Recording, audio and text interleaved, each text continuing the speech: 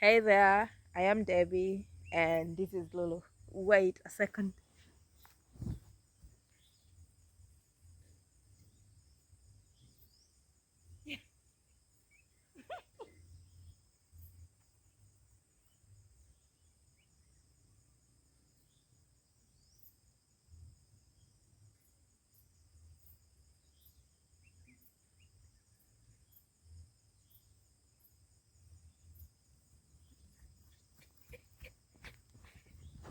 And yeah, this is Lulu's. Lulu, say hi.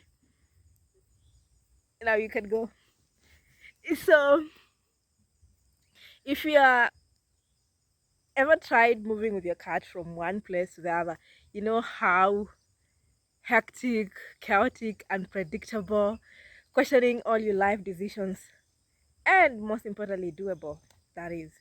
So, if you don't already know, Lulu and I traded the city lights for the chicken sightings. Basically moved from the city to the village, and I just wanted to like give you guys tips on how to travel with your cat. So before anyone asks, uh, Lulu and I traveled 12 hours by road to get from the city to the village. So this video is suitable for anyone doing a long or a short distance with their cat. So tip number one, preparation is key. By this I mean you have to make sure your cat's vaccinations are up to date. So, the basic vaccinations that a cat need, you have to make sure they're up to date. Something else that you have to factor in is make sure that you either have a flea collar or you make sure that your cats do have like spot on treatment, because you don't know, maybe the place you're moving to has like a bit of like pest or wildlife going on, so you don't want like your cat to be affected by the local wildlife, so you get something to protect them from pests and all that. So make sure just the vaccinations are up to date, and you either have a flea collar or you give them spot on treatment to just make sure they are protected in this new environment you're moving into. Tip number two, choose the right carrier, and please please please, I have to insist, pick the right carrier. I mean, you want your cat to be able to like feel safe, but at the same time you as a person, you want to like make sure that the carrier is escape proof, where they can't run away, right? You don't want to lose your baby, right? And also an important one, you have to make sure it's very comfortable, because if it's a long journey, even if it's a short journey, they need to be able to lay down comfortably. So make sure that you do pick a very comfortable carrier. I mean, if they can't lay down for that entire journey, man, we don't know what's gonna happen to you, but you might get killed by your cat when you get to your destination. I'm just kidding, but like honestly, make sure that you have a perfect carrier for your cat. Tip number three, and this is on the day of travel, do not, and I insist, do not treat your cat to an all you can eat buffet before you hit the road. You are going to have a lot of bathroom breaks, and you're not going to be able to handle that, especially if you're using public means. Yeah, so I know food is their love language, but this is one of those days you have to switch up things a little bit and maybe give them a little bit of feline fasting. If you can't do that, just make sure that you do a little bit of dieting, where like you don't give them the same amount of food you normally give them on a regular day. In my case with Lulu, I make sure not to feed her 6 hours before travel. This actually helps us, because I've traveled a number of times with Lulu, and not once have I ever stopped to like take her to have like a bathroom break. So that has totally helped us in all our travels. So kindly control the amount of food they get, or like 6 hours before travel, make sure they don't eat anything. You're going to have an easy time, I promise. Tip number four, bring a little bit of home with you.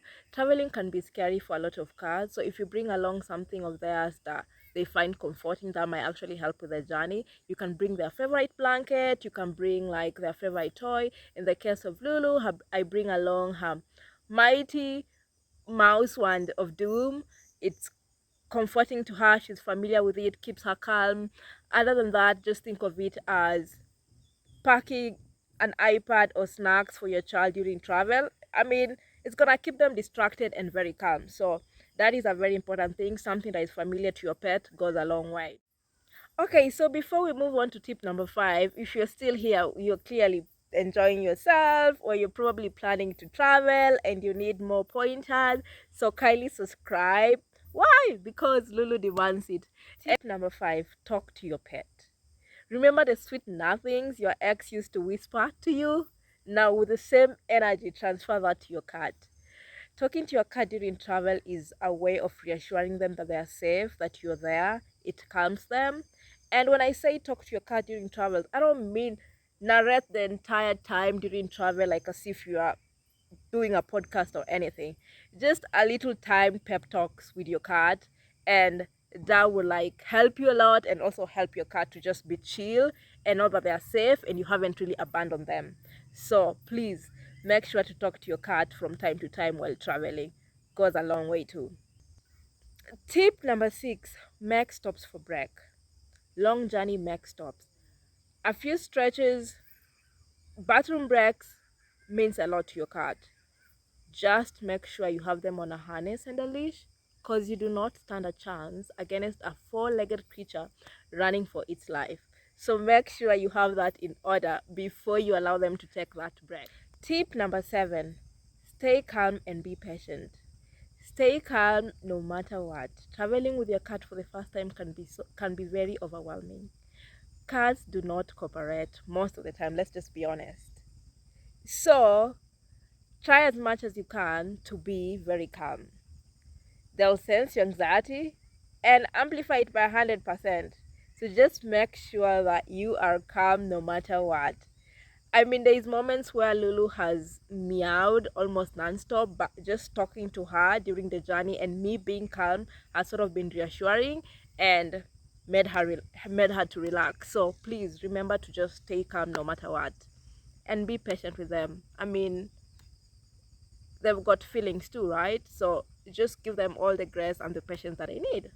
Lastly, tip number 8, I call this the basics, aka do not skip these. Alright, these are the essentials that every cat owner should know.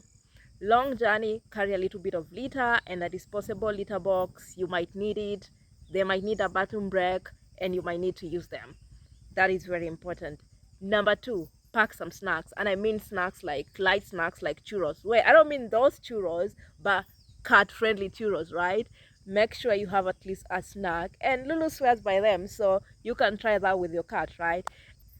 Now let's talk about the real MVPs under tip number 8. I've already talked about this. Make sure you have a leash and a harness. Your cat, I don't care how calm your cat is, they can steal that away. You need it. It's a must. It's non-negotiable. You need it. And a real MVP in this case is a way to identify your cat easily. I know you might say, but my cat is microchipped. I mean, not everybody's gonna like make a detour to a vet to like check if this cat is microchipped and all. Not everybody, let's just be honest. So what I do myself is Lulu has a collar that has my contact.